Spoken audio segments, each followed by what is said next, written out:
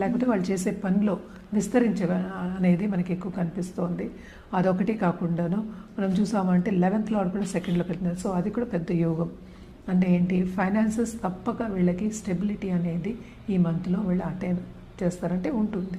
అంటే ఏంటి, ఖర్చులు ఉన్నాయి, అటు రాబడి ఉంది, రెండు ఉన్నాయి. సో తప్పక ఏంటంటే ఈ ధనుసు రాశి వాళ్ళు అదృష్టవంతులనే చెప్పాలి. ఎందుకంటే హెల్త్ రీత్యా కూడా కొంతవరకు ఎప్పటి నుంచో ఇబ్బంది పడే వాళ్ళకి కూడా తప్పక ఊరట అనేది కలుగుతుంది. అలాగే ఏదైనా కోర్ట్ కేసెస్ ఉన్నా కూడా కొంతవరకు వీళ్ళకి మంచి రిజల్ట్స్ వచ్చే ఛాన్సెస్ అనేవి కనిపిస్తున్నాయి. దాంపత్య జీవితంలో కూడా కొంతవరకు అనుకూల పరిస్థితి నెలకొంటుందనే చెప్పాలన్నమాట.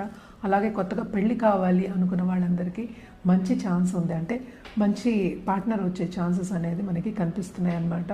అన్నీ బాగున్నాయనే చెప్పాలి. అలాగే స్టూడెంట్స్ కూడా ఇప్పుడు విదేశాలకు వెళ్ళి సెటిల్ అవ్వాలి అనుకున్న వాళ్ళకు కూడా తప్పక ఖర్చు పెట్టి వెళ్ళడము జరుగుతుంది, సెటిల్ అవ్వడం కూడా జరిగే